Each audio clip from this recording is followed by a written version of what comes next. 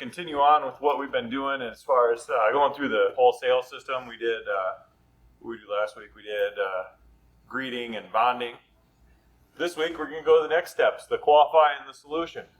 I kind of tie these into two together because they go together. When the customer comes in and you've greeted them, you've bonded with them a little bit, you kind of got down to, hey, we're looking for new living room furniture. This is where the fun takes over. Okay, well, what's your problem with what you have now? What's your problem? Oh, we're just getting a new house, or the kids broke it, the dog ate it, it's got problems. It was my great-grandma's, it's floral, I don't like it anymore. So here's where you start asking questions. Because this is all that the qualifying is asking questions about what they have and what they want. It's gathering information time. And this will help with bonding too. If you ask these questions, not only will it just give you the information you need, it'll help them feel like you care. They're going to be attracted to you helping them instead of, we'll find it ourselves. We don't need your help, right? We don't want to have that. So when you start asking questions, I usually ask, well, what shape's your room? Most people are like, it's a rectangle. But what you really want to get out of them when you ask them what shape their room is, you want to try to get into sketching. Well, my room is like this. It's got, a door over here, and it's a kitchen behind. It just gives you a description of what you're working with. If you don't ask them, and you're just like, well, you have a sofa there now. You want a new sofa. I can sell you any sofa, right? You want to get details. Maybe they have a sofa and love seat, and it just doesn't fit the shape of their room. They need to have a sofa and 2 chairs or something to better fit, where you need to draw that out to show it, but you wouldn't know that if you didn't ask them what shape their room was. Next thing you want to do, what do you have now? Where did you get it? How long have you had it? These are, how old is it? In this room, are you just going to wipe everything out and start all over? Or do you just want to get a few pieces to finish it off? Have you been working on it for a while? What's your focal point in the room? Do you have a TV in there? Is it a fireplace? Is this where you have book club and you just sit and read? What are you doing in this room? And let's see. What do you want to add to the room? Well, my husband's going to put in a fireplace at some point. Oh, well, we have these. You can use as TV stands. So you can move them around the room. So if you want to change your room, the fireplace and the focal point can move. Oh, what a great idea. Now you just sold them a fireplace that they were thinking of building. Options, and what's next? You get through all this stuff, don't forget to ask them what's the next room you're working on. Maybe we can bundle all this together. Do you need a new mattress? They're on sale right now. Labor Day, best time to buy a mattress. They have longer financing. You could get 3 years on your sofa for financing instead of just one that I was going to give you. It's all about the questions. And it's all about asking about their lifestyle. You have kids, you have 5 kids, you have 2 kids, you have no kids, you plan on having kids, do you have pets? Ask all these questions because it's going to help you sell better. You're going to give the customer more options as you go along. You have 2 kids and they sit and eat in this room and they play video games and their friends hang out here. We're going to get you the protection plan. That way it's always easier to take care of the stains than having to sit on your knees and scrub it yourself. Oh yeah, what a good plan. So, and sketching. Usually I just hand over my notebook to the customer if I start sketching. Here, draw it out. I'll let them do it. I don't have to draw it. They'll do a better detail than me trying to draw what they're telling me. So I have them draw it out and put where your stuff is now, and they'll put in where everything is. It really helps with measurements. Doing that, you get a lot less of, I'm going to go home and measure if you sketch it out. If you ask them, well, how big is your room? I'm not sure. Well, here, sketch it out for me. In their head, they're envisioning everything instead of just saying, I can't, because so many people will tell you, I can't envision it. I literally have to go home and measure. Yeah, but your sofa now is 83 inches and this one's 84. I know, I just can't picture that. Sketch it out. It'll help. Might not work every time, but it'll help. But that's all you're doing when you qualify. You're just trying to gather as much information as you can get from that customer about what their room is like and what they want it to be. Right? What do they want to do with the room?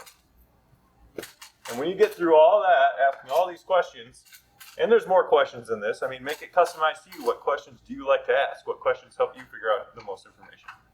These are just good places to start. But the next thing you want to do is, here's a solution. And what you don't want to do when you get to the solution, you don't want to take the customer, I have this one. Oh, I don't like it. Okay, I have this one. Okay, I don't like it.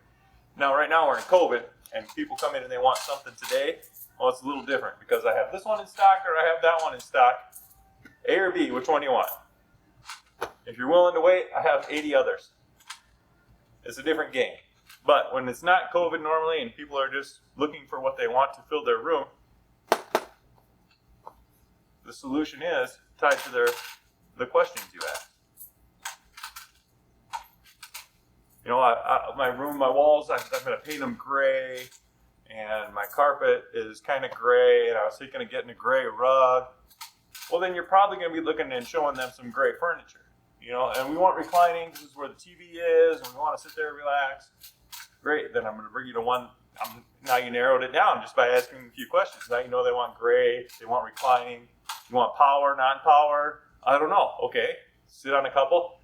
They find that they like power. That narrows down what you're looking for by asking those questions. All of a sudden, well, here's your solutions. I have this one that kind of has the features and benefits you want, and I have this one that has the features and benefits you want. And what happens is you're going to start tying it into their lifestyle and how they would use that piece of furniture. Right? When you find a piece of furniture and they're kind of interested, and you start tying it into how they'll use it, how it feels, that they're going to watch Sunday football in it, that's when you're going to get their attention for it. And they're going to be, oh, this could really work, right? And all you're doing is building value in that piece. When you find one they have a little bit of interest in, build value with it. Because eventually you're going to talk about money. That's going to be the next step after this. You're going to start talking about proposals. And if you didn't build enough value here and tie it into their lifestyle and get it so that you're answering these questions with the pieces of furniture you show them, if that question or if that furniture doesn't fill all and answer all these questions for them, you're going to have a hard time selling it. Because they're going to be like, well, I don't know if this is the right one. Even though we're the salespeople in our head, they're like, this answers all the questions. This fits what you're looking for. To them, you just didn't build enough value. Or there's something wrong with it. Again, we'll cover objections later. But you've got to build value in this solution step. Because we know there's only so many things that are going to fit what they're looking for in the store. But any of them will work. It's just, did you build enough value? Did you tie it into their lifestyle? Did you tie it into how it'll look, how it'll feel? Is it HGTV feel in their room? You know, and that's really what the solution is, just finding the answers to these questions and showing them to them. Any thoughts or questions on that? My big one is asking people, is this the living room or the basement? Because it kind of gives me a pretty good idea right away what they're going to use it for. And then afterwards, like, yeah, this is the living room, we're going to drink coffee. Yeah, this is the basement where the kids hang out. And after asking that one question, they always seem to add on just a little bit more for what they're doing with it. Yep. So then it's easier to start tying things into what they're looking for, start narrowing things down a little bit. Exactly. It's just a really simple question. It's the upstairs or the downstairs. Yep. Absolutely. And then, how does it fit down there? Are you going to do a sectional or are you going to do a sofa? What is your stairway like? They don't have any idea how big those things are. There's a walkway right here, a blast furnace over here. Yeah, so I find myself making them go measure, which kills me, but... Speaking of which, another question I've added here into this deal. Do you have a picture of what you like? I promise you, they've done research. They've been on Pinterest. They've looked for a style they want. More than likely, they have it on their phone. And they'll be like, They yeah. do, They'll have, yeah. Oh gosh, why don't you do this? Yeah. yeah. I'm like, oh, I didn't think of that. That It's is a big helpful. Christmas tree or their dog or their kid. But they're like, yep, take a look at this. Yeah. And asking that question, what are you looking for? Do you have a picture? I've started to ask that more, and people are like, oh, I just found it on your website. Yeah. They're looking for a specific thing, they just don't want to tell you. But when you ask, they're like, yeah, where's this? Yeah. And then you sell it even though we don't have it. I don't have it, but I can order it. Oh, like this. Cool. That's exactly what I want. They've already done all the work. They've already done. All you have to do is say, you want to buy it? Is that what you want to go with? We can go to the counter. Let's get it written up if that's what you want. But so many people have pictures of what they want or the style they want. Whether they found it here or on any other website, they'll say, this is it. And they've already done all the qualifying work for you. Now you just got to find the solution.